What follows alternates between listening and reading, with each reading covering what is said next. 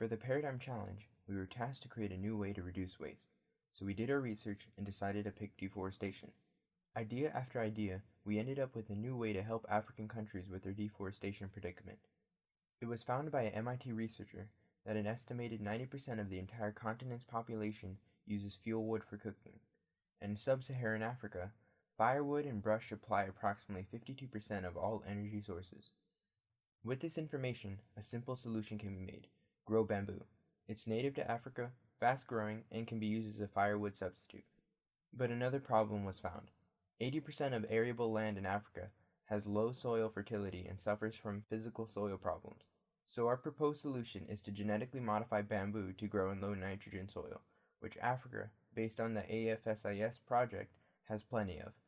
Many questions may still be unanswered right now, but the biggest one is probably how are we going to accomplish this goal? In nature, there are plants that can do this already, legumes, such as peanuts, clovers, green peas, etc. They're able to live in low nitrogen environments because of their nodules that act as a home for a bacteria called ribozoa. Ribozoa is able to take the nitrogen in the air and convert it to nitrogen that plants can use for growth, a process that other plants can't do naturally. A team of scientists from the National Institute of Agrobiological Sciences, Miyazaki University, and the Fukushima Prefecture Kenshu Agriculture and Forestry Office found the genes that cause root nodulation to occur.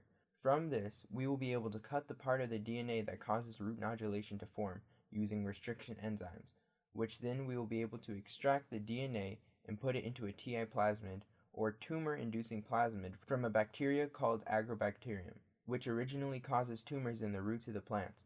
But researchers have found that acquiring the TI plasmid and taking out the genes that cause the tumors and then replacing it with our desired gene, we can put the TI plasmid back into the Agrobacterium and then infect the plant with the bacteria.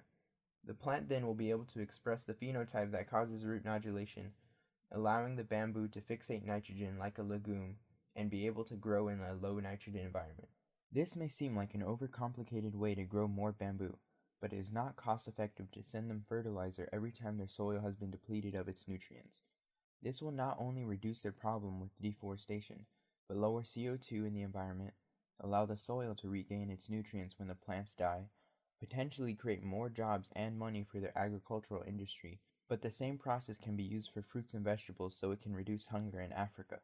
With this project and teaching of modern agricultural practices, this will be a stepping stone into not only reducing waste in Africa, but potentially around the world.